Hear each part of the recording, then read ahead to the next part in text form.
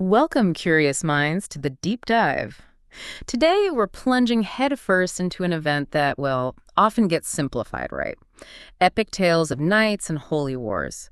But what if everything you thought you knew about the First Crusade was just, the tip of the iceberg? This was, in reality, a deeply intricate, multifaceted endeavor shaped by internal power struggles, shifting geopolitical landscapes, and figures both iconic and, frankly, infamous. It's absolutely true. The First Crusade was far more than just a religious movement, though that was obviously a huge part of it. Yeah. It's a complex tapestry woven from decades of Byzantine decay, intense papal ambition, and these ever-shifting alliances. They all converged, really, to ignite a campaign which truly tested the leadership and resolve of everyone involved. That's a powerful way to frame it.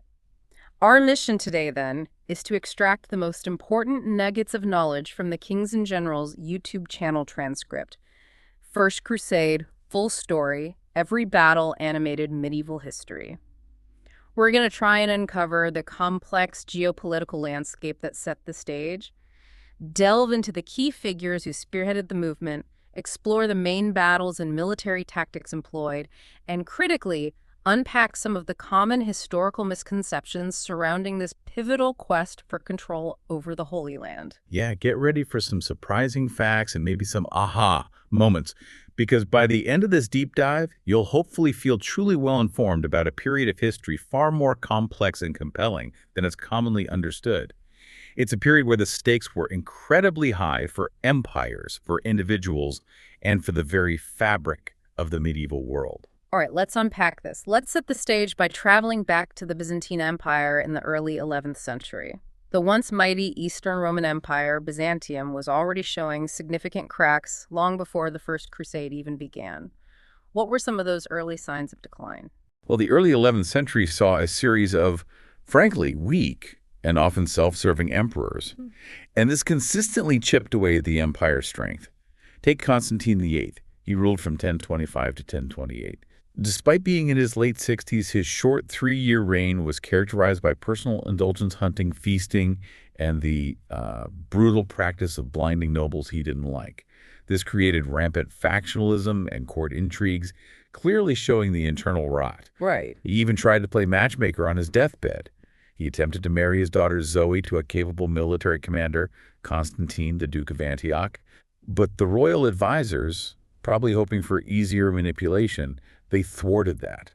They chose the old and feeble Romanus III instead. Easier to control, presumably. Exactly. And this period, from Constantine VIII through the early Ducas dynasty, it was just characterized by constant court intrigue, assassinations, succession crises, and a string of weak or self-serving rulers. The cumulative effect was a severe weakening of the central authority and a real neglect of the empire's core defenses, making it ripe for external threats down the line. And Romanos III's fate wasn't exactly a happy one, was it?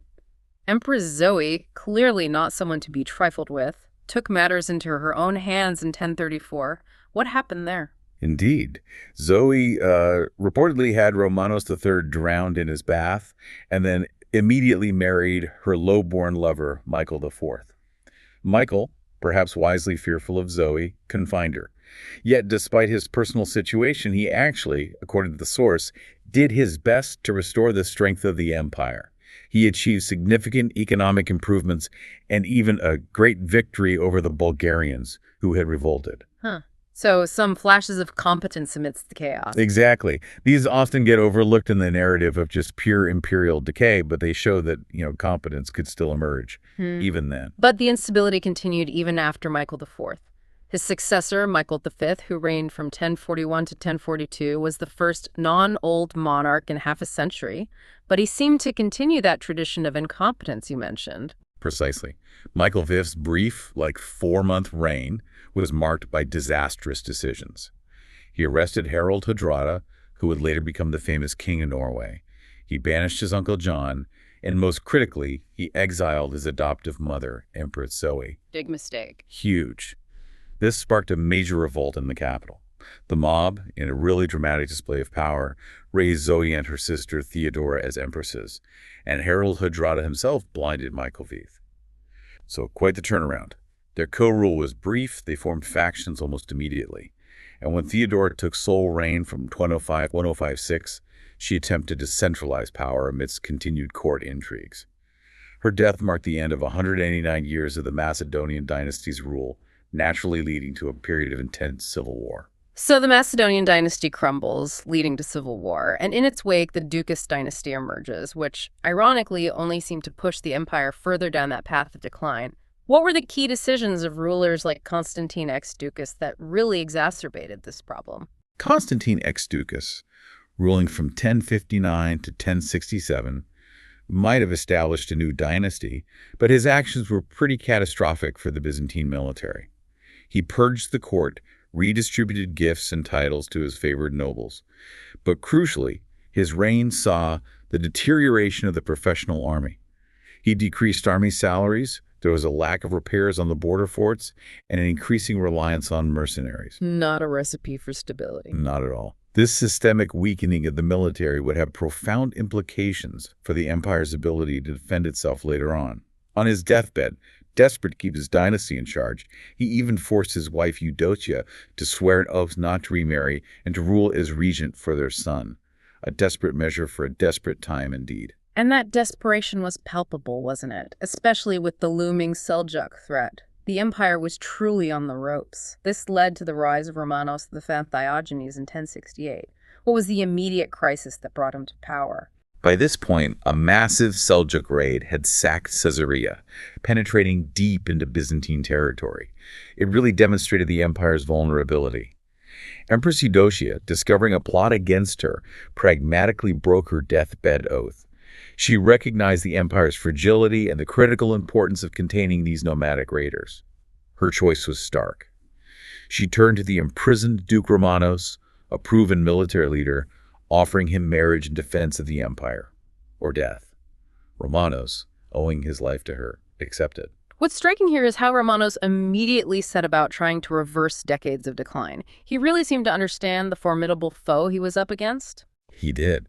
The source highlights that decades of decay had turned the once fearsome army into a mob of peasants and undisciplined mercenaries. Romanos wasted no time trying to drill them into a competent fighting force. His early campaigns in 1068 showed glimmers of hope. He chased Seljuks for 8 days after the plunder of Nea Caesarea, forcing them to abandon loot and slaves, which made Romanos confident. He regrouped to take Hierapolis from the Emirate of Aleppo, wisely avoiding the summer heat, before hearing of Amorium being sacked. His first campaign had mixed results, sure, but the soldiers were apparently happy to finally be fighting and making some progress. So with the empire teetering on the brink and Romanos desperately trying to rebuild its shattered forces, all roads led to one pivotal confrontation. A battle so devastating it would echo through the centuries and fundamentally reshape the map of the East. Manzikert in 1071. Romanos truly saw this as his last best chance, didn't he? He absolutely did. Romanos saw Manzikert as his opportunity to prove himself and eliminate the Eastern threat for good. The Seljuks, under Alp Arslan, were masters of deception. They used a feigned retreat against a Byzantine scouting party, drawing them out and capturing a small squadron of overextended men. Now, what raises an important question here is Romanos' decision regarding peace talks. Messengers arrived claiming some Oghuz Turks had defected, and Alp Arslan apparently wanted to discuss peace. But Romanos knew that any deal, especially given the recently sacked cities and his unpopular reforms, would spark rebellion back in Constantinople. So he abruptly ended the talks and ordered his men to form up. That's a huge gamble. He put the fate of his empire on one battle, and unfortunately it went disastrously wrong. How did such a strong force end up being routed? It was catastrophic. Romanos took the center with his cavalry and elite Varangian guards. The Western Tagmata, those professional regiments, were on the left, and Eastern units on the right. Smaller engagements were fought, and by the end of the afternoon, the Seljuks were pushed back, and their camp was captured. Okay, so far so good. However, Romanos quickly realized his army was losing cohesion. Fearing an enemy rampage under cover of darkness, he ordered the imperial standard reversed to command to withdraw. But the fatigued, disorganized, and distant wings were confused. Some misinterpreted it as Romanos' fall. Gaps opened, and reserve Seljuk forces pounced, surrounding the Romans. Both wings collapsed and fled, leaving the center surrounded. A desperate attempt to rally troops failed. So what does this all mean for the empire? The core insight here is that Manzikert wasn't just a military defeat, it was the strategic collapse. It opened the floodgates for Turkish settlement in Anatolia, permanently shifting the demographic and geopolitical balance, and ultimately forcing Byzantium to look west for help, a truly pivotal turning point. That's precisely it. Romanos was captured. Plotters in Constantinople immediately deposed him, installing Michael VII Ducas, who exiled his own mother, Eudocia. Despite still commanding respect among soldiers, Romanus was defeated by a makeshift army led by the Norman mercenary Robert, a costly civil war resulting in many Roman lives lost. Romanus was captured, pleaded for his life, but was brutally blinded and died.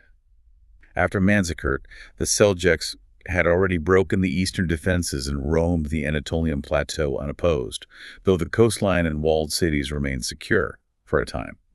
The battle fundamentally changed the empire's ability to assert dominance over the nomadic threats. With the Seljuk threat rampant, Byzantium faced another major challenge: the Normans. These weren't exactly allies, were they? Far from it. Roussel de Bayeul, a Frankish soldier punished by Isaac Comnenus, led his Norman men to flee and establish a power base in Amorium, essentially creating a rogue state within Byzantine territory. The Romans offered him amnesty, but he rejected it. What's fascinating here is the immediate confrontation with John Ducas, Constantine X's brother, who was dangerously inexperienced. He ordered a charge across a river, putting the Byzantines in a precarious position with the river at their back. Roussel, ever cunning, rode to the Frankish lines and persuaded them to defect, pushing against the Roman center. Nicephorus Poteniates panicked and retreated with half the army, leading to John Ducas and his son Andronikos being captured. The irony for Andronikos, who just 3 years prior had abandoned Romanos at Manzikert, must have been immense. And the Norman insurgency continued even after that, just adding to the empire's mounting debt and chaos. Yes. A new army under Constantine, John's other son, just disintegrated. Roussel then gambled by proclaiming they captured John Ducas as emperor. This forced the Romans to choose a lesser evil in a moment of desperation, demonstrating the sheer level of internal fragmentation. Simultaneously, Suleiman, after losing his bid for the Seljuk throne, established himself in the Taurus Mountains in 1064. He created this region with steppe-like climate conditions detached from Isfahan's authority. Nomads there even traded with Byzantines who were cut off from the central authority, highlighting the fractured control within Anatolia. So Michael VII was in an incredibly desperate situation. What strategic moves did he make in response to this multi-front crisis? Michael VII tried to leverage his wife Maria's connection to Georgia. He convinced Tsar George II to hold the eastern frontier and capture Roussel in exchange for crucial cities like Theodosiopolis, Tau, and Kars. But this failed. Many Georgians actually joined the Norman cause. The Byzantines feared John Ducas-led rebellions, which prompted the emergence of a new leader. Which brings us to the rise of Alexios Komnenos in 1081. This 20-year-old commander steps onto the scene to inherit a bankrupted and exhausted Eastern Roman Empire. That's quite the challenge for a young man. What was his immediate priority? It was a monumental task. Alexios immediately faced the need to just buy time for the state to recover. This led to the Byzantine-Venetian alliance in 1082, marked by the Golden Bull. This granted Venice exemption from customs duties and sea taxes in return for their defense of the Adriatic border. What's critical is that this deal, while providing immediate relief, caused a drastic shift and would eventually spiral out of control as Western trade colonies drove the local merchants out of a job, creating long-term economic issues and resentment for Byzantium. It was a real Faustian bargain. And he also tried economic reforms right away, like centralizing the grain trade, but that didn't go smoothly, did it? Far from it. To increase tax revenue, Alexios centralized the entire grain trade to Radestus, aiming for uniform prices and easier taxation. The immediate aftermath, however, saw farmers withholding grain, creating shortages. This led to starvation in Constantinople, which was already filled with refugees. This sparked an uprising that Alexios quelled, but it directly led to a complex civil war with 4 separate rebellions, each with its own goal. You had Philaretos, Ptolemaios carving out a large realm around Antioch, Danube cities siding with Pechenegs, Nikephoros Bryennios proclaiming himself emperor with veteran soldiers, and the 76-year-old Nikephoros Botaniates. It was a mess. A four-way civil war on top of everything else. How did Alexios manage to survive that? What military cunning did he employ? Alexios showed remarkable military cunning and adaptability. You have to give him that. In the battle against Bryennios, his men were initially routed, but he charged the enemy line, hoping to kill the usurper himself. He was aided by the sudden decision of the Pecheneg riders to turn back unexpectedly. Pure luck, maybe. Alexios then rode atop his horse, spreading rumors of the enemy commander's death to demoralize them. Smart move. And then, with the arrival of Seljuk horse archers for a counterattack, he used a classic but extremely difficult feigned retreat with a mix of Seljuks and Immortals to break the enemy. This demonstrated his ability to adapt and use diverse forces, which would be crucial later. This period truly was the crucible for Alexios, forging him into a formidable leader. And speaking of adaptation, the source highlights that the seeds of the First Crusade were actually planted by a combination of desperate Byzantine appeals and significant papal ambition. What was the larger context for this growing papal power? That's a critical point. The backdrop was the Gregorian reforms and the investiture controversy between Pope Gregory VII and Holy Roman Emperor Henry IV, starting around 1075. This really highlighted the blurred boundaries between imperial and papal authority. Gregory VII was an overly ambitious and influential pope who reformed the church, enforcing celibacy, for instance, and he preached the revolutionary idea of an organized papal army led by the pontiff. So he wasn't just interested in spiritual leadership, but military power too. That's quite a departure for a pope at the time. What made this concept so groundbreaking? It was unheard of back then. Previously, popes acted more as spiritual arbiters, maybe mediators. But Gregory envisioned a new role, not just blessing campaigns, but actively directing military might.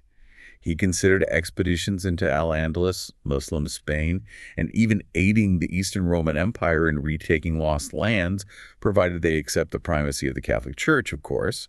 Before that force retook the Holy Sepulchre in Jerusalem, this level of papal power and military leadership was revolutionary, and it planted the seed of future events through this combination of desperate Byzantine leadership asking for aid from the West and the desire for increased power for the papacy. And it seems the papacy was not shy about manufacturing some urgency or, let's say, exaggerating the existing situation to build support. No, they weren't. Papal agents were sent throughout Europe, exaggerating reports of violent barbarians defiling and harassing innocent pilgrims.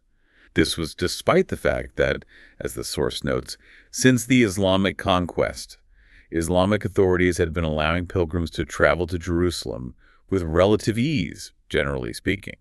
This deliberate exaggeration played a significant role in stirring up fervor for a larger intervention. Meanwhile, back in Byzantium, Alexios was still consolidating his power. He finally resolved the Norman crisis, but then faced another major threat from the Pechenegs. How did he deal with that, and what was his larger strategy? After Alexios' harsh treatment of the Paulician community in Philippopolis because they refused to aid him in his Norman campaigns, they allied with the Pechenegs. They invaded Thrace in 1087, reaching the suburbs of Constantinople. This was serious. This prompted Alexios to conceive a grander plan rather than just chasing nomads around. Within 40 days, he gathered a large army and fleet to move north towards the Danube. His general, Nikephoros Bryennios, advised caution regarding crossing the Hemus Mountains, but Alexios pressed on. And this led to a decisive victory for Alexios, didn't it? The Battle of Livonian in 1091, a real moment of triumph for him. Yes, April 29, 1091. Alexios changed strategy, taking control of small units and effectively tracking the nomads. In one instance, he even suspended wagons over city walls and dropped them on raiders during a skirmish, causing confusion. Resourceful. He recruited Balkan peasants and Turkoclatan riders to bolster his forces. The carnage was so severe it led to the saying, "All because of one day, the Scythes never saw the month of May." Wow. Yeah, indicating the near-total destruction of the Pechenegs. Most were killed or captured, never playing a significant historical role again.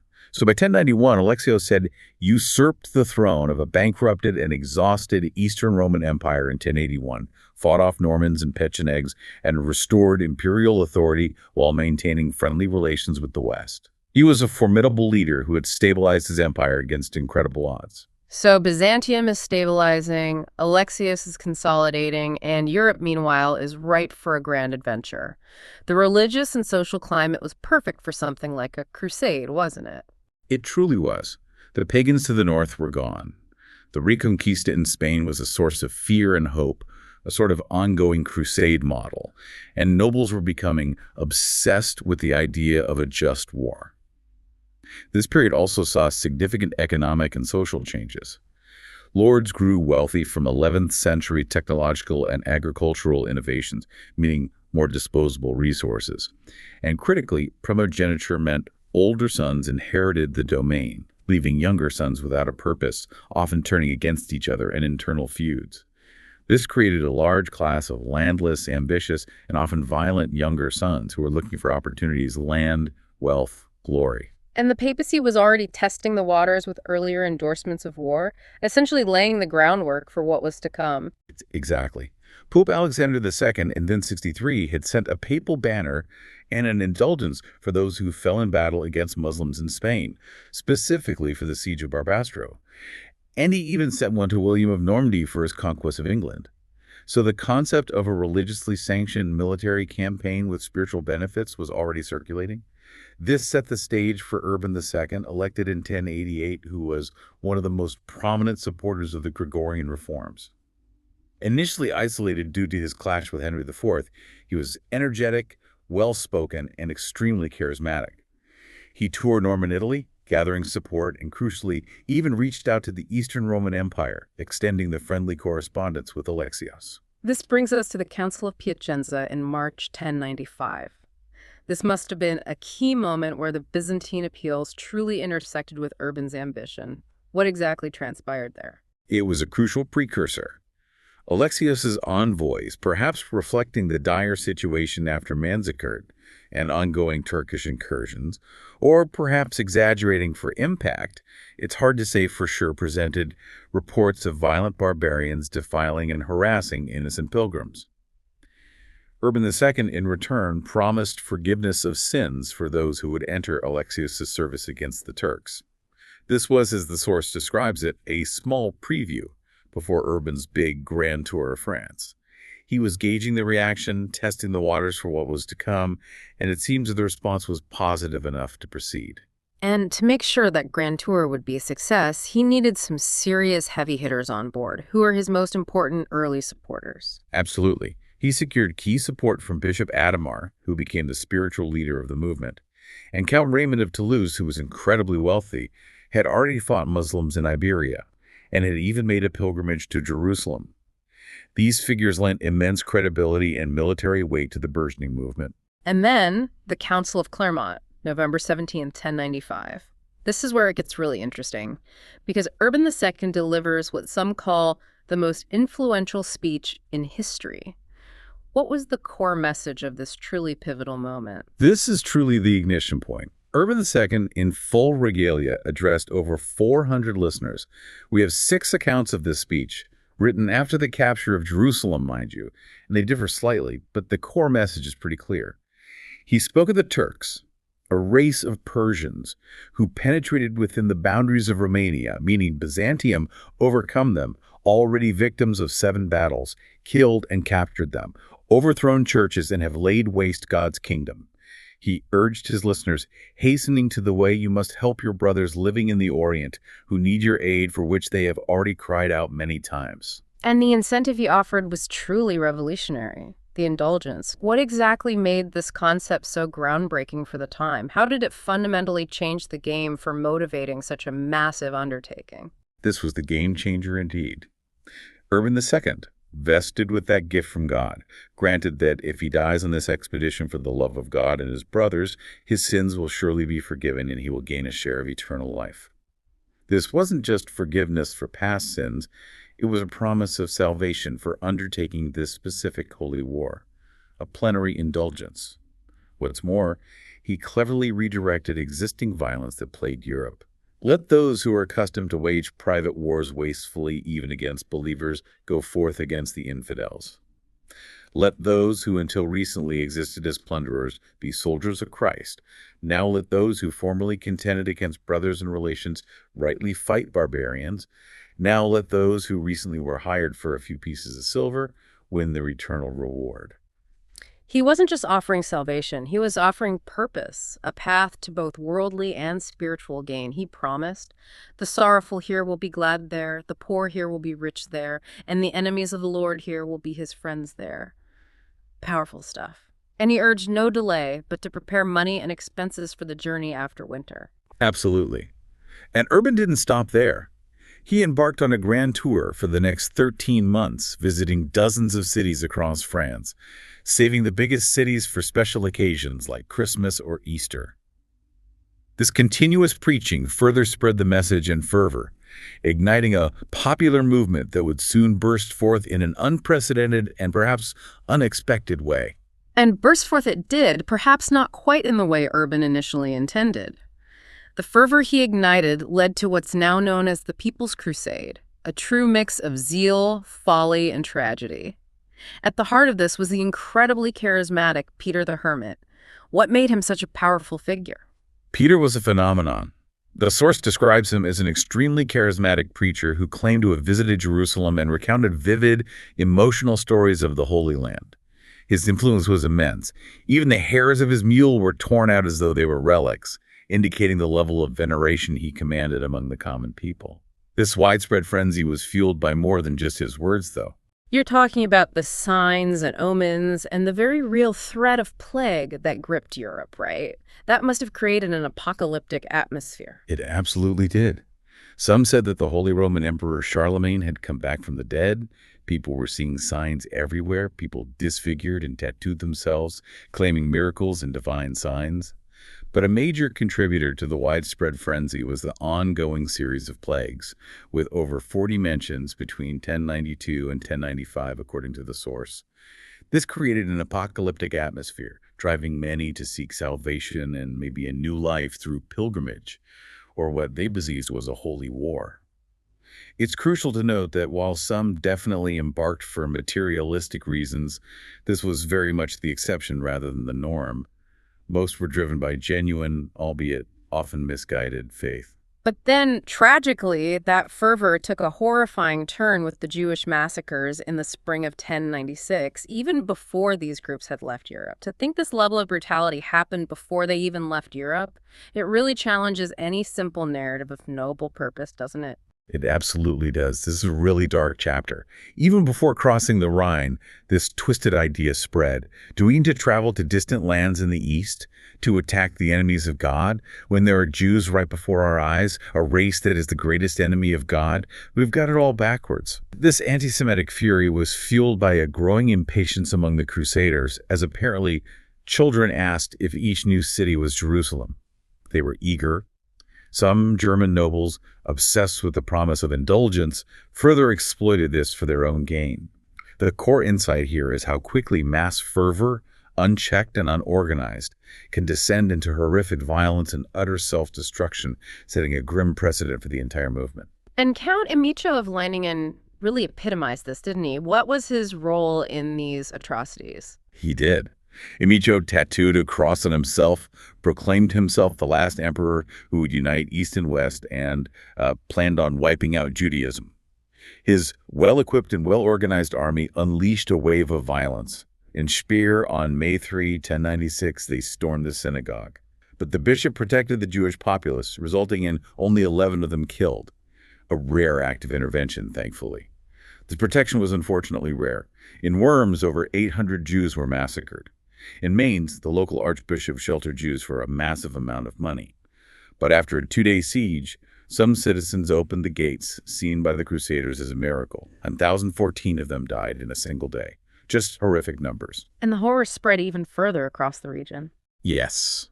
Citizens of Cologne massacred their own Jewish population, destroying every Torah scroll. Regensburg was spared after mass forced conversions. Another group under a monk named Folkmar also massacred their own Jewish population in Bavaria and Bohemia. What's important here is the historiographical reinterpretation mentioned in the source. Contemporary scholars, writing after Jerusalem's conquest, tried to blame Peter or peasant greed. This was to distance the more successful Prince's Crusade from the failed People's Crusade, not primarily because of the mass slaughter itself, which the Church officially condemned as a grave sin, but because forcibly baptized Jews reconverted once the immediate threat passed. It was about the failure of forced conversion, apparently. So after that horrific start, Peter's group actually began their journey through Hungary and Serbia. It wasn't exactly smooth sailing, was it? Far from it. Peter's group, about 15,000 men, women, and children, joined by minor notables, planned to take a familiar pilgrimage route to Jerusalem. But this was a big deviation from Urban's route and timing, meaning they lacked proper planning and support. In Belgrade, seeking market access, hostilities resumed when some soldiers set fire to mills and houses. The governor raided their rear, killing or capturing dozens, mostly elderly women and children. Peter tried to negotiate, but 2,000 young men without a plan attacked the city anyway. They were repelled, many crusaders drowned or were killed, and the Byzantines captured their goods, including a wagon filled with gold and silver. Other contingents faced similar, if not worse, fates on their way. Yeah, Godshot's contingent was held at Moson by the Hungarian king. After a failed bargain and a Hungarian merchant being impaled, a truce was proposed. But as soon as the Crusaders disarmed, the Hungarians put them to the sword. A chilling betrayal. Amicho's army, despite being well equipped, was refused passage by King Koloman.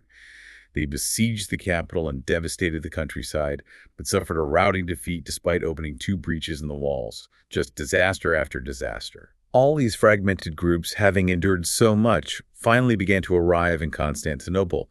But even there, the situation devolved, leading to the final disaster at Civitate in October 1096.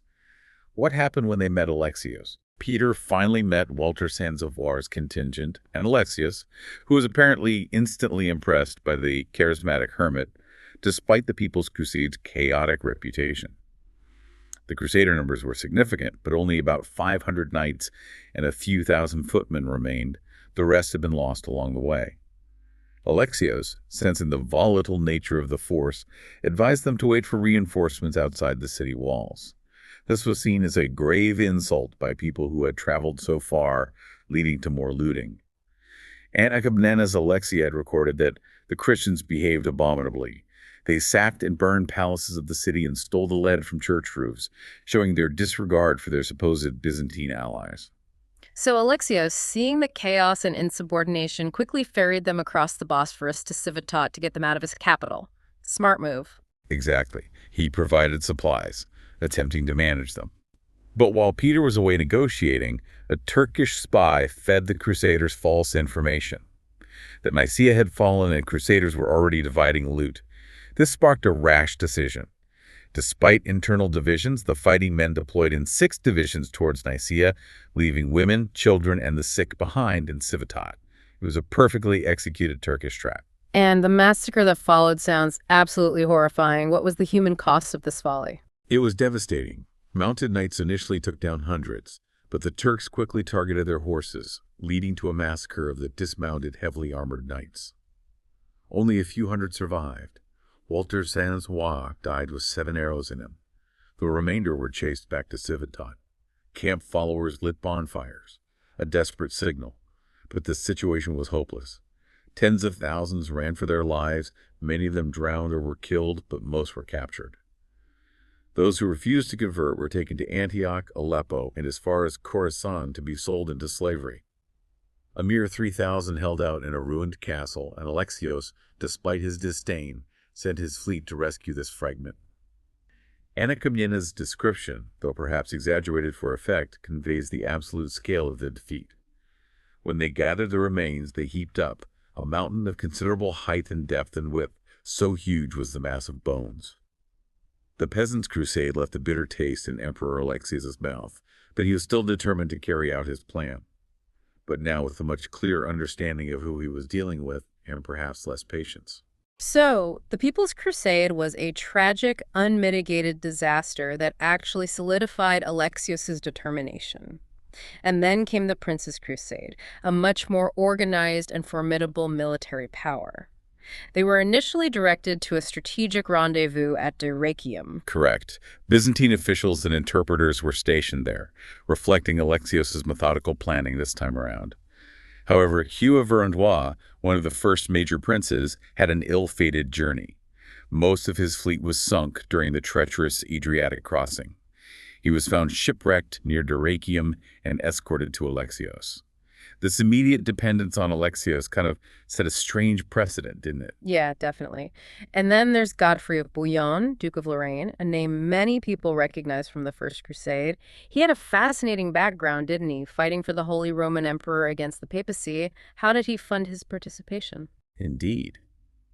Godfrey spent 20 years fighting for the Holy Roman Emperor against the papacy, which put him on the wrong side of the investiture controversy. His titles were not hereditary, making his position potentially unstable. So when Urban and Peter's call reached him, he answered with great enthusiasm.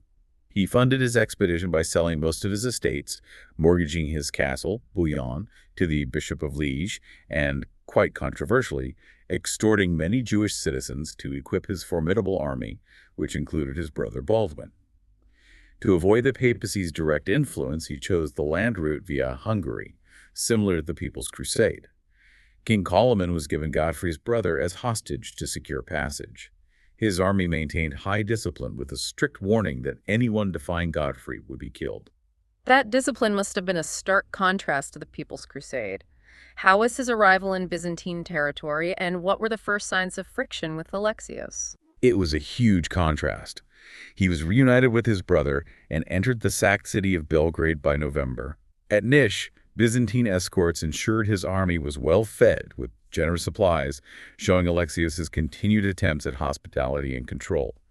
However, tensions began to rise with Alexios almost immediately. Some nobles raced ahead to Constantinople hoping for gifts and heard a rumor that Hugh was imprisoned. Godfrey halted at Salimbria, and after Alexios rejected demands for Hugh's release, his forces raided and looted the countryside. When he finally made camp outside Constantinople, survivors of Civitate further infuriated him by blaming Alexios for the disaster. As a result, Godfrey, showing his independence, refused Alexios' personal invitation to meet in the city itself. A refusal that would not sit well with the emperor, I imagine. Next up, Bohemond of Taranto, another major player from southern Italy. He sounds like a truly ruthless and ambitious character. He certainly was. Bohemond was prepared to invade Byzantium once more. He'd been a longtime enemy of Alexios.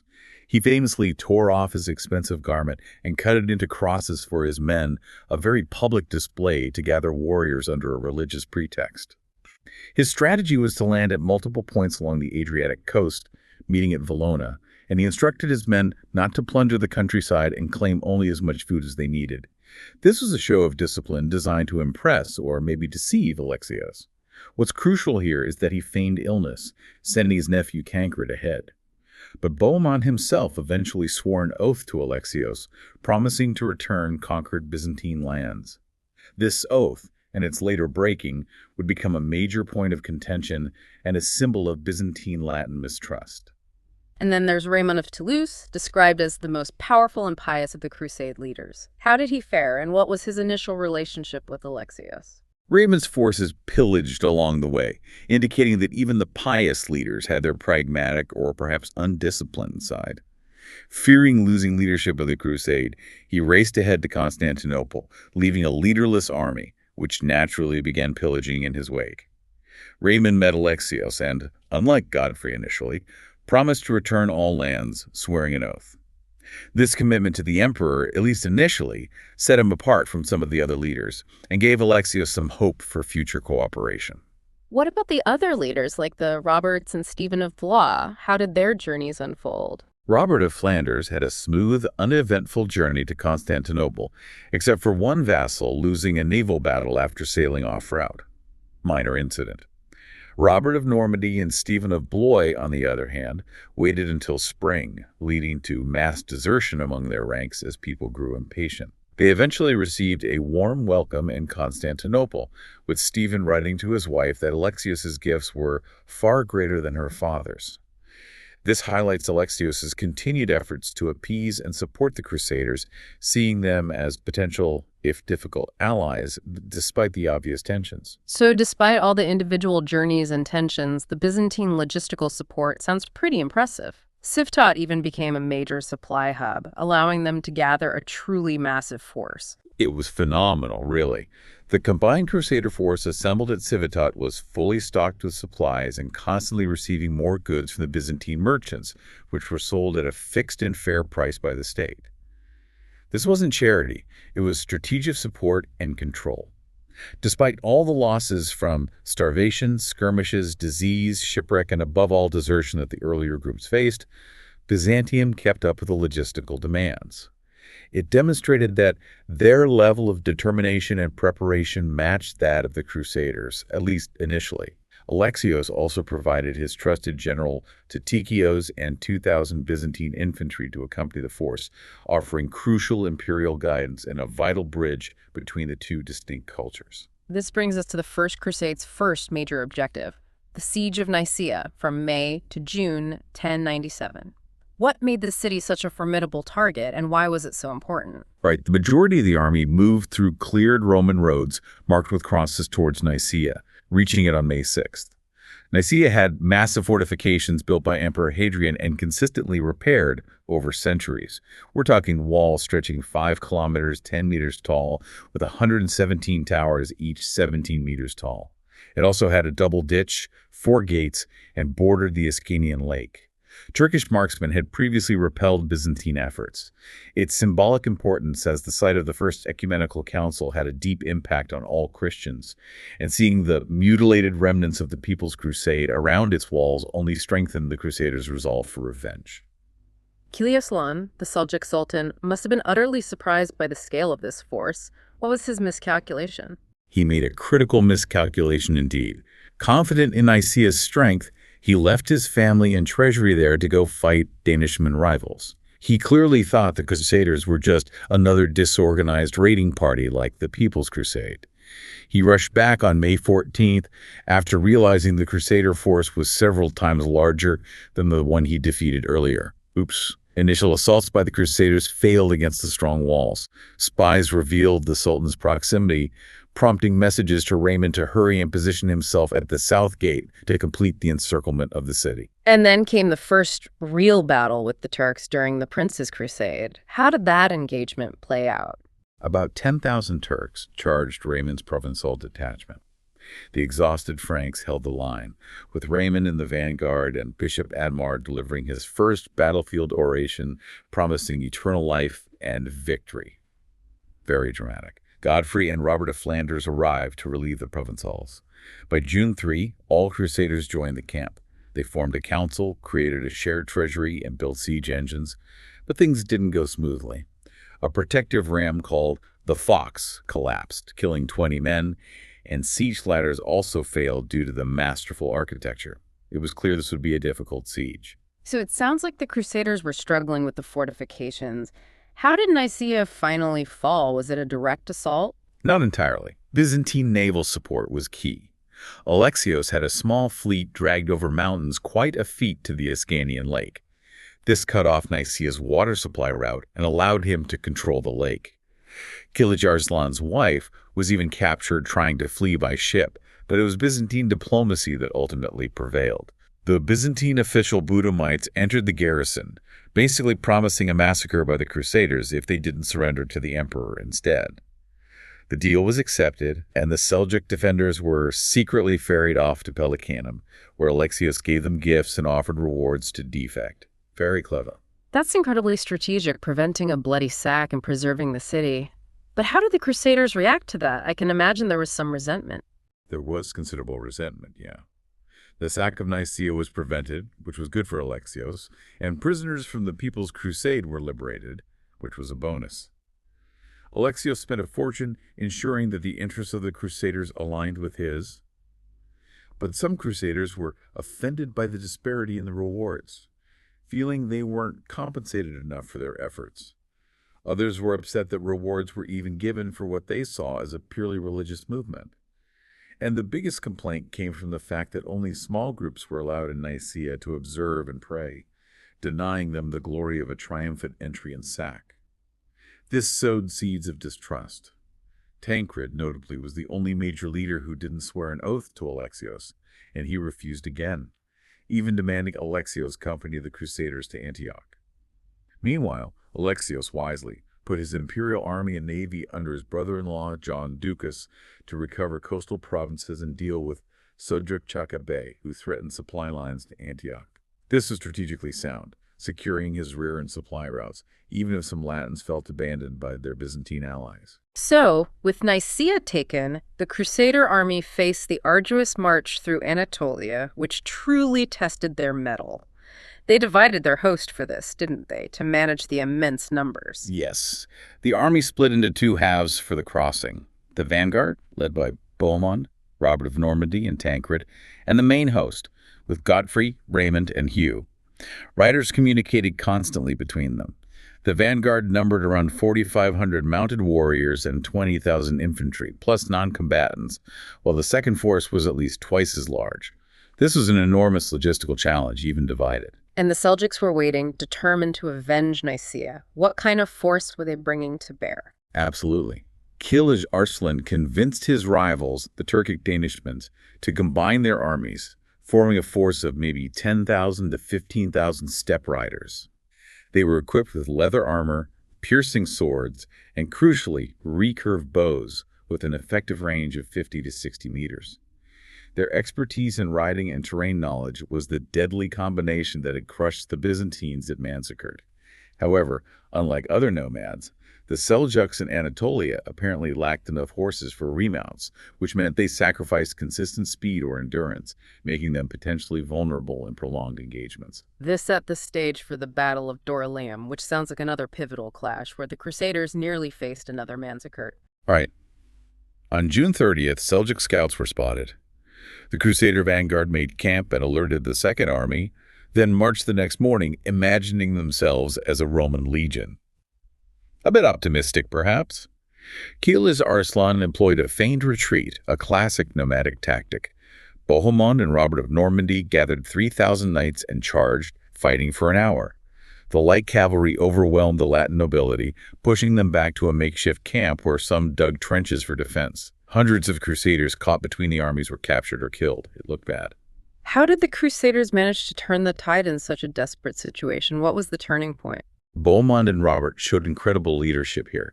They ordered their entire force to dismount, positioning heavily armored cavalrymen to withstand volleys of arrows from the circling nomads, like a shield wall. An eyewitness reported, "They encircled us on all sides, engaging at close quarters and throwing darts and spears and firing arrows wondrously far and wide." Sounds terrifying. The tide turned dramatically with the arrival of Raymond of Toulouse and the main army, carrying the Holy Lance, a powerful symbolic artifact for the Crusaders. The Byzantine general Tatikios also played a key role, ordering great fires to be lit and blazing arrows fired, setting enemy camps on fire. The Turks, with enemies on all sides, suddenly had no space for their usual hit-and-run maneuvers and had no choice but to flee. So a decisive victory for the Crusaders. What was the impact of this, not just on the battlefield, but for the broader perception of the crusade? The formations held, reinforcements arrived at the crucial moment, preventing a catastrophic rout like Manzikert. This victory sent ripples through the Muslim world. An Arabic writer, Ibn al-Qalanisi, noted the shameful calamity to the cause of Islam, indicating the profound shock. Christians lost about 4,000, celebrated as martyrs, while the Seljuks lost around 3,000. Plunder included fine weapons, gold, jewels, horses, and camels, plus much-needed grain. Bohemond was most celebrated for rallying his men and preventing another Manzikert. Supernatural elements were quickly infused into the story, with Seljuk deserters claiming to have seen 2 horsemen with shimmering weapons, further cementing the idea of divine favor. While the Crusaders marched, John Ducas was busy securing the coast for Byzantium, which seems like a strategically sound move on Alexios' part. Yes, John Ducas retook Smyrna, though a new governor was promptly murdered by a nomad, leading to massacres by sailors in retaliation. Ducas then moved on to Ephesus. The Crusaders, however, faced an even greater adversary in the arduous cross-Anatolian march. Tatikios led the crossing in mid-July, with temperatures reaching over 30 degrees C. Brutal. There were no major rivers, and Kilij Arslan implemented a scorched earth policy, stripping land of supplies and burning structures, making the march incredibly difficult. This sounds like a brutal test of endurance where environmental conditions became the deadliest enemy. It absolutely was. Fatal thirst claimed many lives. Thousands sprinted towards the first stream found after a week. Many drank too much and suffocated, while others were trampled. Just chaos. The first major casualty was the loss of horses. Western horses, a symbol of status and strength, required 30-40 liters of water daily. Thousands of pack animals and hunting dogs also died, further slowing the army. This was a sacrifice the Roman high command, Tatikios, essentially had to make. They chose a risky southern route instead of the usual one through Ancira without stopping at Amorium. This shrewd strategic deception tricks the Seljuks into thinking that the army was not heading towards Antioch. And coupled with their recent victory at Dorylaeum, the Crusaders were unopposed and didn't have to worry about ambushes and hit-and-run tactics. So a strategic deception that paid off despite the horrific costs in lives and animals. By August, they finally reached Antioch and Pisidia. Exactly. By August, the coalition made it to Antioch and Pisidia and resupplied. But thousands of soldiers perished. And two major leaders, Raymond and Godfrey, were apparently on the brink of death from the ordeal. The army then divided at Heraclea. The bulk took the longer northern route through Cappadocia and east, circling the Anti-Taurus Mountains, while a smaller contingent under Tancred took the direct approach via the Cilician Gates, a quicker but potentially more dangerous path. And this is where we see the first real squabbles among the Crusader leaders breaking out, aren't we? It seems even shared hardship couldn't completely unify them. Indeed. Tancred took Tarsus. Baldwin of Bouillon arrived and suggested sharing spoils equally, as he had a larger force. Tancred grudgingly accepted, but then his banner was replaced and thrown into a marsh, a deep insult. This led him to gather his troops and ride east in anger. A month later, 300 southern Italian Normans arrived to reinforce Tancred, but were refused entry into Tarsus by Baldwin's men, camping under its walls. Baldwin arrived days later. The First Crusader confrontation was brief and more of a brawl than a battle, with some injuries but no deaths reported. They made peace and went their separate ways, but it showed these early cracks in their unity and revealed the underlying rivalries for territory and prestige bubbling just beneath the surface. Tancred went on to garrison Mamistro with 50 men, secured the port of Alexandretta, and established friendly relations before rejoining the main host en route to the big prize, Antioch. With the Cilician Gates behind them, the Crusaders finally approached Antioch in October 1097, but any hopes of a quick victory were quickly dissipated by the city's formidable defenses. What made Antioch such a challenge? Antioch was a true fortress. Raymond of Toulouse advocated for a direct approach, fearing desertion during winter, and satellite fortresses like Bagras, Arta, and the Iron Bridge were captured, opening the road. However, the city's imposing defenses, stretching over 12 miles with hundreds of towers, quickly made a direct assault seem impossible for the 30,000 Latins, half of whom were non-combatants, facing only 3 of its 6 main gates. It was a massive undertaking. And Yagisian, the Seljuk governor, seemed to have a good defense strategy. How did he hold off such a large force for so long? He used Armenian spies to report on the Crusader camp, which apparently led him to believe the army was not as threatening as it appeared. Perhaps he underestimated their determination or numbers. He adopted a strategy of shooting arrows from the citadel and constantly harassing the camp with mounted archers who could race back across the bridge to safety. Haram, a nearby Muslim fortress, was used as a base for continuous raids, keeping the Crusaders on edge and preventing them from settling comfortably into the siege. The winter of 1097-1098 must have been absolutely brutal. The source describes it as the lowest point of the crusade. What were the conditions like, and how did the Crusaders cope? It truly marked the lowest point of the crusade. The winter cold was setting in, supplies were waning, and heavy rains poured down. This was a time of immense despair, with starvation and disease rampant. The clergy stepped up, blaming misfortunes on the sins of those involved, including dissipation, but also avarice or pride or rapaciousness. Classic medieval response. Bishop Adhemar took measures, advocating for women to be expelled from the camp again, and for 3 days of fasting and procession to purify the camp and restore morale through spiritual discipline. And this is also where we see the narrative of Byzantine abandonment beginning to form among the Frankish chroniclers, isn't it? Even though, as the source notes, supplies were arriving. It is. Tatikios, Alexios' quartermaster, pledged to sail to Constantinople for supplies, leaving all his belongings behind as a sign of good faith. Shipments did arrive, crucial supplies from Byzantium that kept the Crusaders fed. The source is clear on that. But Tatikios himself did not return. Frankish chroniclers, writing later and often with a sense of grievance, condemned Alexios and his general, often failing to mention the dozens of shipments that did arrive. This created a biased narrative of betrayal and a sense of being left to fend for themselves, which stuck. Despite the dire conditions, there were still some strategic engagements and crucial supply deliveries that kept the crusade alive. Absolutely. Bohemond led an attack on Harem, using steppe tactics that feigned retreat again to draw out the garrison and smash them with a heavy cavalry charge. They even carried the heads of the slain to camp and stuck them on posts as a grim warning. Psychological warfare. Simultaneously, Fatimid envoys arrived from Egypt. They were responding to earlier letters suggested by Alexios, which outlined the Muslim world's political disarray. Smart diplomacy by Alexios. Despite the religious fervor, these envoys were shown great hospitality. Both sides agreed to neutrality, critically preventing a potential blockade by the only powerful Muslim navy in the region. That was a huge diplomatic success. So March 1098 must have been a turning point then after that grueling winter. What changed? It signaled the end of the hardest phase. Many had been slain or died from cold, disease, or hunger, and many deserted. But those who remained were, as the source puts it, hardened, committed, and toughest warriors in history, with exceptional training and discipline. Survivor bias, perhaps, but they were tough. Anselm of Raymont wrote, "Growing stronger and stronger, therefore, from that day our men took counsel with renewed courage." The arrival of an English fleet at St. Simeon on March 4, bringing supplies, tools, and craftsmen, was also critical. These were resources that would not just extend, but end the siege.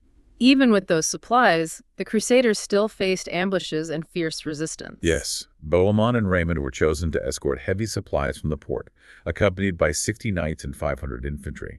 The citadel observed their movements, and Yaghi laid an ambush near the bridge gate.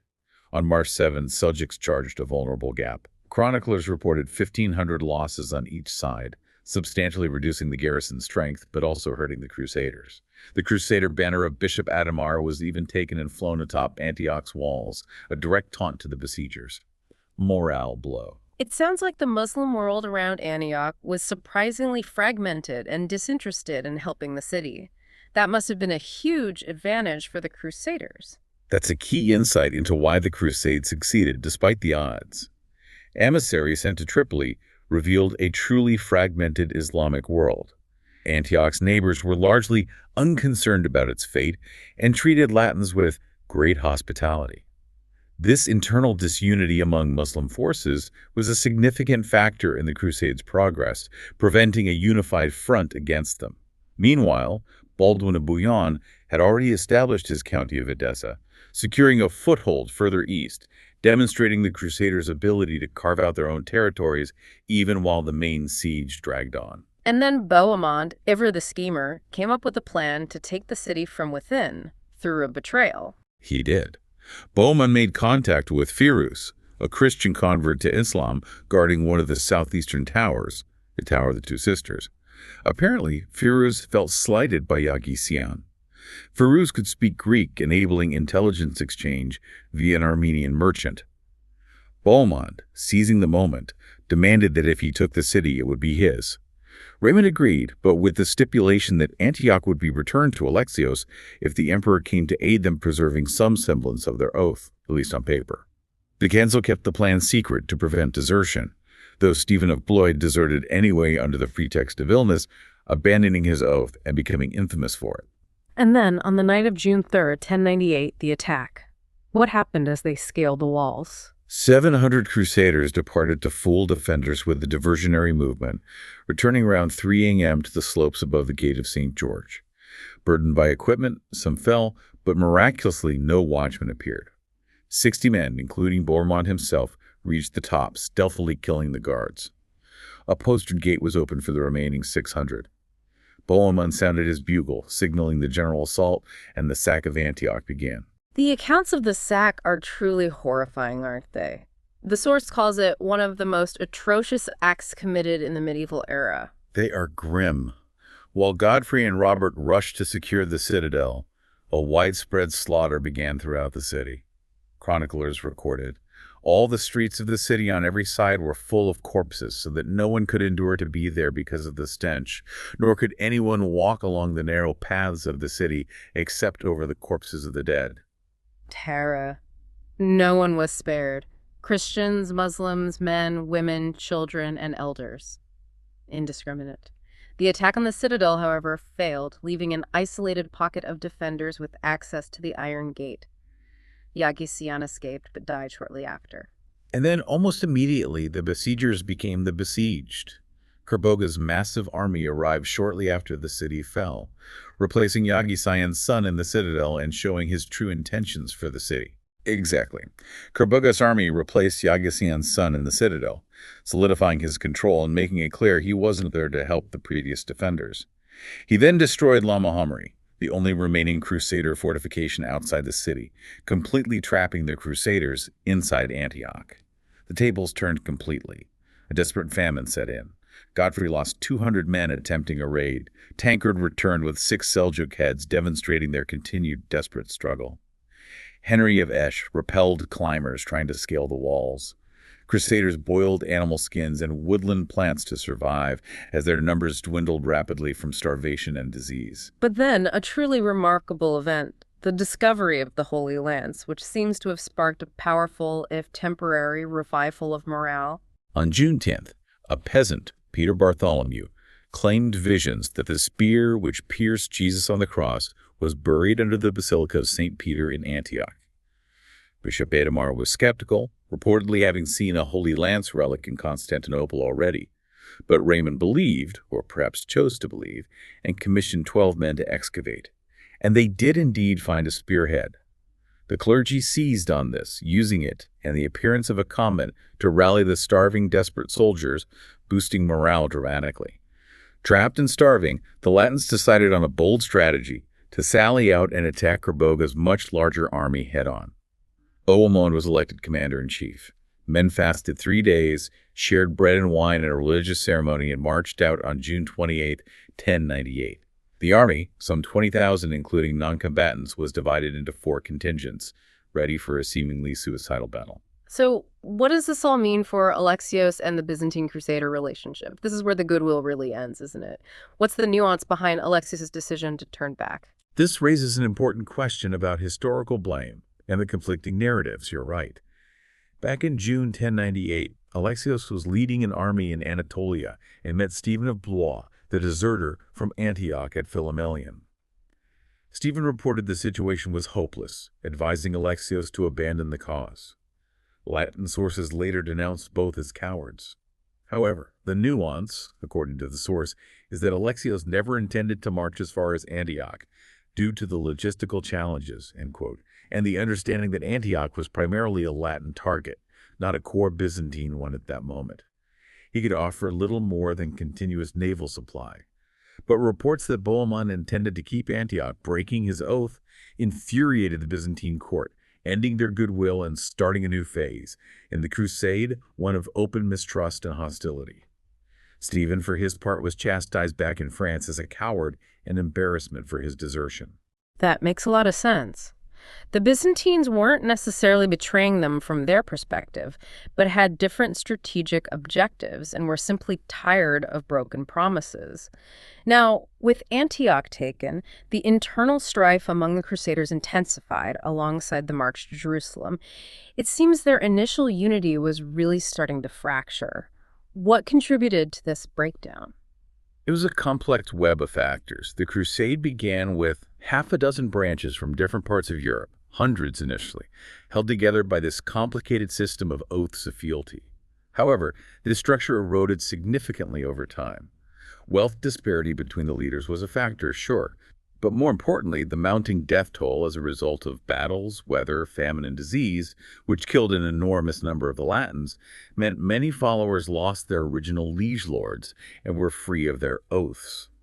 Traditional ties broke down, and many landless or lordless knights flocked to wealthier leaders like Raymond of Toulouse, further fragmenting loyalty and increasing rivalries. And Raymond, with his renewed following, started taking independent actions. Not always successful ones, it seems. That's true. Raymond attracted followers and attacked Albra.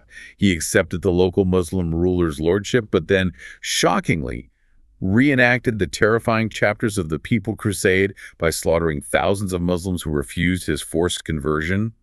Not very pious. Then, overconfident and low on supplies, he attacked Murat and Numan, where the garrison sallied out and killed nearly every single member of the expedition, a disastrous defeat that highlighted the perils of overconfidence and disunity. And just as tensions were rising and supplies were depleting, the spiritual leader, Bishop Adhemar, died. That must have been a devastating blow to morale. It absolutely was. Adhemar died on August 1st, 1098, amidst a typhoid epidemic that swept through Antioch, killing, the source claims, over 100,000 people across the region within months. Huge numbers. As historian J. Rubenstein put it, if the Franks were the chosen people wandering through the desert, Adhemar had been their Moses. His death had devastating consequences for morale, removing a crucial unifying force. And within 48 hours, Peter Bartholomew, the peasant who discovered the Holy Lance, saw an opportunity for himself. He claimed visions of Adhemar's spirit, confessing that his doubt about the Holy Lance's authenticity led him to hell, where he was whipped most severely, and his head and face were burned. Peter used this to try and reshape politics and boost his own legitimacy and the Lance's. Cynical, really. So even in death, Adhemar became a pawn in the Crusaders' internal politics. But the Crusaders still made some gains despite these disputes and shifting loyalties. Yes. Godfrey of Bouillon, for instance, aided Omar, a Muslim ruler, against Ridwan of Aleppo. Omar offered his son as hostage. Godfrey agreed, led a relief force, and frightened off the Alepan army. Raymond arrived too late, and Godfrey received richly decorated armor and, more importantly, prestige for his efforts. Bohemond, meanwhile, was busy in Armenian Cilicia, where his nephew Tancred secured territory.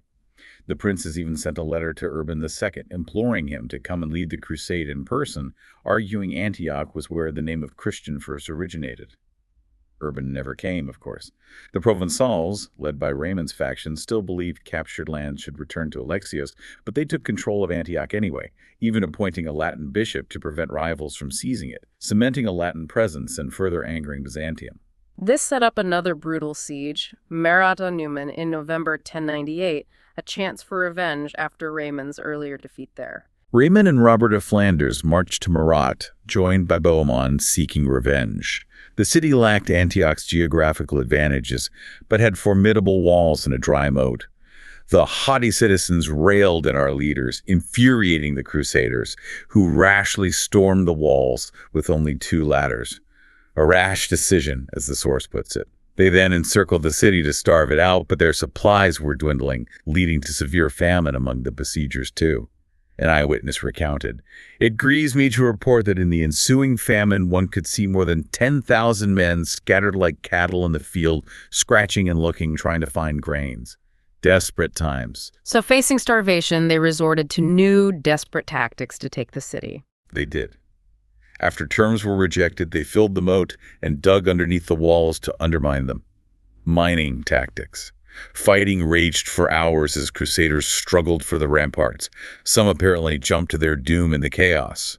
Sappers collapsed another wall section, finally breaking the garrison's will. Leaders agreed to wait for dawn, but the poorer Crusaders, still filled with adrenaline, couldn't stop. They fought in the dark, gaining the lion's share of booty and houses. In the morning, Bohemond rounded up the aristocracy and stripped them. The brutal sack was in full swing. And it sounds like the sack of Murat was even more gruesome than Antioch, with some truly disturbing accounts emerging. The source describes horrific scenes. Crusaders smoked out hidden inhabitants from their hiding places, tortured them for valuables, or forced them into wells to drown. They even discovered many inhabitants had swallowed coins to hide them, leading them to disembowel the thousands of bodies on the streets, creating a revolting stench. Unimaginable. Amidst this, the princely dispute continued. Raymond did most of the heavy lifting in the siege, but Bohemond occupied towers on the wall. Bohemond demanded the Antiochene towers be handed over to him, but Raymond refused. Each leader ended up with two halves of two different cities, exacerbating their rivalry even further. And the desperation at Marat led to one of the most shocking events of the Crusade. Cannibalism. That really underscores the extreme conditions they faced, doesn't it? In January 1099, starvation gripped Marat. Without guidance, some crusaders resorted to the unthinkable. They first ripped open Muslim corpses looking for swallowed coins. Then men began carving out pieces of flesh from the dead, devouring them. Its horrible necessity, as one chronicler chillingly put it, served as a lesson to others, a message to submit rather than face such a fate. A truly grim psychological weapon born of utter desperation. What's interesting is how local Muslim rulers, like the Benu Munqid of Shaizar, responded pragmatically. They offered safe passage and cheap food and horses, showing that crusaders would bend religious convictions if approached correctly to ensure their survival. Their military capabilities, physical strength, and conviction was restored. After this desperate period, fueled by desperation and, well, human flesh. Despite everything, they continued their advance south towards Jerusalem, their ultimate goal. What was their strategy now? They resolved, finally, to not distract themselves with any other side missions. Focus. They consulted local Christians and Muslims and chose the quickest coastal road provided by a Muslim guide from Tripoli. This allowed for continuous naval supply, though it was risky due to narrow passes ideal for ambush. Tyre, Acre, and Caesarea showed no resistance. Apparently, the cannibalistic and savage nature of the Crusaders dissuaded the enemy garrisons, and the Crusaders themselves, having learned a hard lesson, avoided repeating the misfortunes of Marat. Their reputation preceded them. And Raymond's influence continued to wane as they got closer to the Holy City. Indeed. Romay, a town with strategic and spiritual importance due to the Basilica of St. George, was found abandoned on May 30. Raymond's fallen influence was evident as Robert of Rouen garrisoned the city instead, showing power had decisively shifted to the northern French lords, particularly Godfrey's faction. On June 6, local Christians from Bethlehem begged for liberation, and Tancred led 100 knights to secure Christ's birthplace, a powerful symbolic moment for the Crusaders as they neared their goal. This brings us to the climax, the Siege of Jerusalem, June-July 1099.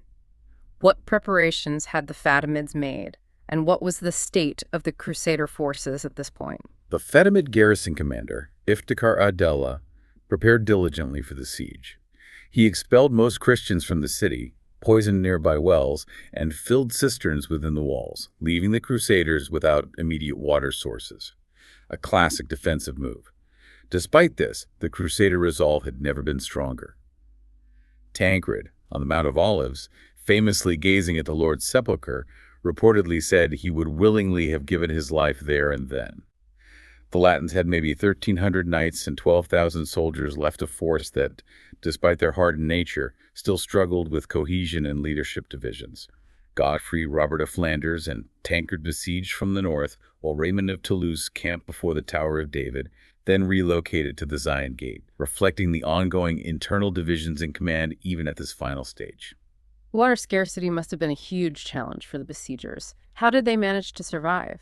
It was dire. Crusaders carried water in ox and buffalo hinds for 6 miles, back and forth. They drank stank water, even from marshes, accidentally swallowing leeches, which apparently caused painful deaths. Horrible. But then, on June 17, crucial relief arrived. 6 ships, mostly Genoese, docked at Jaffa, bringing vital supplies, craftsmen, and materials like rope, nails, pitch, and iron, essential for building siege engines. And the psychological warfare ramped up before the final assault, didn't it? It seems both sides were trying to demoralize the other. Absolutely. A religious procession on July 8th, led by Bishop Peter Desiderius, who reported another vision of Bishop Adhemar conveniently, further inspired resolve among the Crusaders. barefoot procession around the walls, chanting, fasting. They built 2 massive 3-story siege towers, covered in interwoven branches and animal hides for protection from arrows and fire. Godfrey's tower was apparently designed so it could be disassembled and moved. For psychological warfare, a Muslim captive was beheaded in view of the Tower of David, and a captured spy was catapulted to his death against the stones in the moat. The garrison responded by fixing crosses on the battlements and desecrating them, fueling rumors of Holy Sepulchre desecration among the Crusaders, further inflaming their religious fervor and hatred. So the stage was set for the final assault on July 14th of 15. How did the Crusaders finally break through Jerusalem's defenses? On day 1, Godfrey's tower approached the wall but was heavily targeted by catapults and flaming projectiles. The defenses were an unassailable obstacle, and the tower had to pull back. Right. The enemy determination matched theirs. It wasn't easy. On day 2, July 15, Raymond's tower burned and collapsed from Greek fire. Things looked bleak on his front. Godfrey's tower moved slowly forward again. The Fatimids used Greek fire, those terrifying flaming projectiles that water couldn't extinguish. However, Christians expelled from the city had apparently given the Crusaders the antidote: vinegar. They poured it over the Greek fire to neutralize it. A nearby guard tower caught fire, creating smoke and confusion. Godfrey ordered his men to cut loose a skin or hide, holding the tower's drawbridge together, creating a makeshift bridge across the moat to the wall. And that was the breakthrough moment, the culmination of years of hardship. Yes. Ludolf of Tournai and his brother Engelbert were the first men to step foot in the Holy City, scrambling across that makeshift bridge. A scaling ladder was quickly attached to the same wall section. The Muslim garrison panicked, their line broken, and they fled. News spread rapidly to the southern front, and Raymond's forces entered as well. The First Crusade had achieved its ultimate bloody goal. But the victory culminated in one of the most atrocious acts committed in the medieval era: the unspeakable sack of Jerusalem. This is a truly dark moment in history. It was a brutal massacre, plain and simple. Eyewitness Raymond of Aguilars reported. Some of the pagans were mercifully beheaded, others pierced by arrows plunged from towers, and yet others, tortured for a long time, were burned to death in searing flames. Muslim accounts describe crusaders stabbing women, seizing infants by the soles of their feet, dashing them against the walls and breaking their necks. They were slaughtering some with weapons, sparing absolutely no Gentile of any place or kind. Only the garrison commander, Iftikhar ad-Dawla, and his elite cavalry survived, locking themselves in the Tower of David and negotiating terms with Raymond for safe passage to Ascalon. And the looting that followed was systematic and widespread, with accounts of immense wealth being taken. After the massacre, they entered the homes of the citizens, seizing whatever they found. The rule was, apparently, whoever had entered the home first was not to be harmed by anyone else in any way. He was to have and to hold the house or palace and whatever he had found in it entirely as his own. Quote, many poor men became rich overnight. Tancred personally entered the Temple of Solomon, the Dome of the Rock, and Al-Aqsa Mosque complex, and left with all the gold and precious stones he could carry. Horrifically, many bodies were disemboweled again, looking for swallowed coins, creating that revolting stench mentioned before. Yet, despite these unspeakable acts, with their hands laden with gold and covered in blood, the Latins rejoiced at the sight of the Holy Sepulchre, singing songs and thanking their Lord. A jarring contrast. A horrific end to a monumental victory. What about the immediate aftermath and the establishment of new leadership in this newly conquered territory? The next day, remaining Muslims were forced to drag corpses out for burial or burning. Iftikhar ad-Dawla surrendered the tower as agreed. On July 17th, a Crusader Council convened to elect a ruler for the new Latin state. Robert of Normandy was offered the crown but refused, fearing the work involved. Probably wise. Godfrey of Bouillon was elected Advocatus Sancti Sepulchri, Defender of the Holy Sepulchre, a slightly less grand title than king, perhaps out of piety, establishing the Kingdom of Jerusalem. So, with Jerusalem taken, the First Crusade formally concluded with the Battle of Ascalon on August 12, 1099, a final, desperate attempt by the Fatimids to regain the Holy City. This was the last battle of the First Crusade against Fatimid Vizier Al-Afdal from Egypt. Al-Afdal was overconfident, apparently, allowing the Crusaders, despite having only about 1,200 knights, to surprise his foraging parties. Godfrey inspired his men, and the Crusaders even used a feigned retreat again to draw the Fatimids out. They achieved a decisive victory, destroyed his army, and captured vast treasures: gold, silver, long cloaks, other clothing, and 12 kinds of precious stones, helmets decorated with gold, the finest rings, wonderful swords, grain, flour, and much else. A single sword sold for 60 gold pieces, huge money then. The bounty was so vast they burned what they couldn't carry. Ascalon itself refused to surrender to anyone but Raymond, the only prince known for negotiating terms with Muslims, and held out against Godfrey's subsequent attack. An interesting footnote. And what about the returning Crusaders? They returned as heroes, but often to poverty, having spent everything on the campaign. Yeah, their treasures were almost entirely spent by the time they got home. They were exhausted, sick, and broke, but revered as heroes, often called Jerusalemites in their homelands. Robert of Flanders, now known as the Jerusalemite, returned to a desperate homeland, fighting off Emperor Henry V twice and getting involved in Norman politics. He tragically fell from his horse and died in 1111.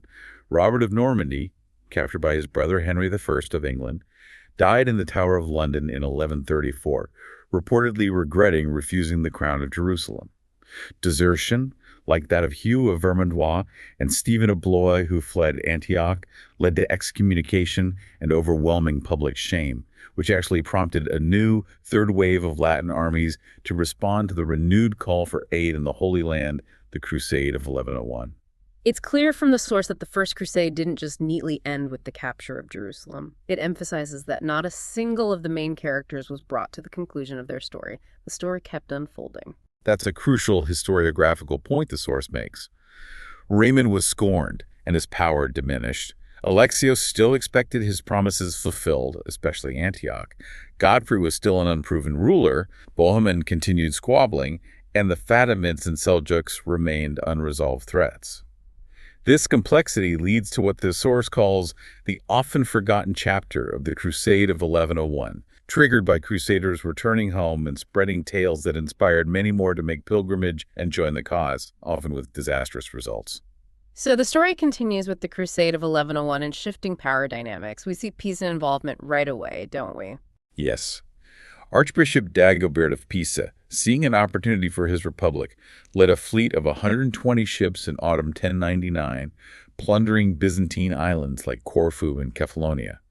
Classic Italian maritime republic behavior. Alexios, tired of Western plunderers, mustered his fleet, and after a few skirmishes, the Pisans wisely avoided a major fight. Raymond of Toulouse, notably, abandoned the Levant in May 1101 and sailed back to Constantinople, asking Alexios for aid to carve out his own state in Tripoli. Shows his continued, if shifting, allegiance or dependence on Byzantium in pursuit of his own ambitions. And then, incredibly, Bohemond, the hero of Antioch, was captured. How did that happen, and what were the implications? After receiving a request for aid from Gabriel of Melitene, Bohemond was lured into a trap and captured by the Turkic-Danish Mindids at the Battle of Melitene in 1100. His followers were killed. Alexios, showing his complex feelings towards Bohemond, offered 260,000 gold pieces for him, well over the 100,000 asked, but the Danish Mindids refused. They apparently preferred having Crusaders as neighbors to the powerful Byzantines, a strategic calculation on their part. In Bohemond's absence, his nephew Tancred took charge of Antioch, defending it from opportunists. Alexios continued to pressure Tancred to relinquish Antioch, reminding him of Bohemond's broken oath. And then Godfrey of Bouillon, the defender of the Holy Sepulchre, died almost immediately after securing Jerusalem. Godfrey died on July 18, 1100, after nearly a year's reign. He had successfully expanded the kingdom of Jerusalem, making Acre, Jaffa, Ascalon, Arsuf, and Caesarea tributaries. His death almost caused a civil war, as his supporters secured Jerusalem's towers against the Pisan patriarch's ambition to annex the city for the papal state. The crown passed to Godfrey's brother, Baldwin of Edessa, who grieved somewhat over the death of his brother, but rejoiced more over his inheritance. Candid. Baldwin of Labourg succeeded him in Edessa. Notably, Baldwin I refused Antioch's pleas for him to take over the city, demonstrating the continued internal divisions among the Latin leaders and their focus on their own domains. So the Crusade of 1100 forces assembled, many of them inspired by the tales of the First Crusade, aiming in part to rescue Bohemond. What was their fate? Around 25,000 fighters assembled, including Conrad, constable of the Holy Roman Empire, with a German contingent, and even a Pecheneg elite force led by Raymond, who now sought to rebuild his reputation. Spirits were high, and calls for Bohemond's rescue grew louder. Raymond eventually relented on June 3, 1101. By late June, they captured Ancira and returned it to Alexios, fulfilling part of their obligations. Good start. However, Kilid Arslan, back and ready, relentlessly harassed their columns. Supplies were exhausted and morale sapped. At Merciven, Kilid Arslan's alliance surrounded them using a feigned retreat. Conrad's failed raid cost many lives. After a prolonged stare-down and heavy losses in a breakout attempt, the Crusaders were decisively defeated. Another disaster. This campaign is actually described as the greatest failure after the greatest success of the First Crusade. What does that tell us about the ongoing challenges in the region? It truly highlights the precariousness of their position and the strength of the Seljuk opposition when united, especially Kilij Arslan, who learned from his earlier defeats. Raymond of Toulouse eventually rejoined the struggle for power in Antioch, but was actually imprisoned by Tancred, released only after swearing he wouldn't attempt to conquer land in the Levant. Shows how quickly allegiances and fortunes could shift, even among the most prominent leaders. So the Latin East was still very much consolidating its power in these early years. What were some of the key battles and strategic moves during this period? In 1102, at the Battle of Ramla, Baldwin III, now king of Jerusalem, with only 200 knights, faced 20,000 Fatimids. He fled, leaving the rest to their fate, a stark reminder of their numerical disadvantage. However, Crusader unity saw a brief resurgence in 1104, when Baldwin of Berg, Edessa, laid siege to Haran, receiving aid from Antioch and Jerusalem, with leaders like Bohemond, recently released, Tancred, and Jocelyn participating. This demonstrated their ability to act collectively when seriously threatened. And then Bohemond, ever the master of deception, pulled off another incredible stunt to leave the Levant. Tell us about that. This is a truly remarkable story from the source. In 1104, Bohemond decided to sail for Byzantium's destruction, blaming Alexios for the 1101 disaster. To get past Byzantine ports without raising alarm, he had his men dress in mourning, laid him in a coffin with secret air vents and a killed rooster for stench, and publicly announced his death. From Corfu, he then sent a letter to Alexios declaring he was living and planning clever schemes against you, a truly audacious declaration of war. You can't make this stuff up. How did Alexios respond to this audacious move? He sounds like he was well prepared this time. Alexios was indeed well prepared. He established a base camp, stockpiled supplies, fortified defenses, and pulled his best generals from Armenian Cilicia, focusing the entire empire on the impending invasion. On October 9, 1107, Bohemond landed at Valona with 15,000 troops, immediately besieging Dyrrhachium. He even brought a puppet claimant from the Diogenes family to install on the throne. But Alexios' defenses were impenetrable, and every pass was blockaded. Bohemond pulled back, then besieged Dyrrhachium again in spring 1108, building rams, digging tunnels, countered by defenders' fires, and a massive siege tower, which was destroyed by Greek fire. So another defeat for Bohemond, and a humiliating one at that, demonstrating Alexios' strategic brilliance. Exactly. Despite heavy casualties on both sides, there was no breakthrough. The Venetian blockade of Bohemond's supply lines caused starvation among his forces. Alexios defeated Bohemond without making him a martyr, humiliating him instead with the Treaty of Devol, forcing him to become a vassal on paper. Bohemond died back in Apulia in 1111, one of only two major First Crusade leaders not to die in battle or captivity in the East. This effectively ended the direct Norman threat to Byzantium from Italy. And the power dynamics in the Muslim world were also shifting during this time, weren't they? The Seljuk Empire itself was undergoing changes. Yes. The Great Seljuk Empire, after a drawn-out civil war following Malik Shah I's death, was now technically in the hands of Muhammad V Topper. In Damascus, Tutankhamun deposed Tutush II and founded the Barid dynasty, which would rule for 50 years, though the Damascus-Aleppo rivalry continued to prevent a unified Syrian front against the Franks.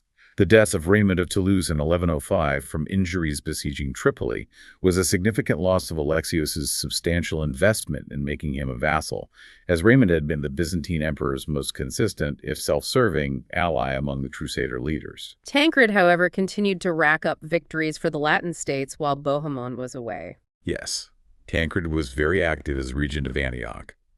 In 1105, he defeated Ridwan of Aleppo at Arta, using a feigned retreat again, chasing foes to Aleppo and looting. This engagement contained Ridwan for 8 years, showcasing the brutally effective nature of Frankish knights. Despite never fielding more than 1,000 knights, usually 500 with a few thousand infantry and archers, their military capabilities were remarkable when well led. Crusader states were constantly fighting for survival, garrisoning cities, dealing with disrupted supply lines, which forced them to be disciplined and adaptive.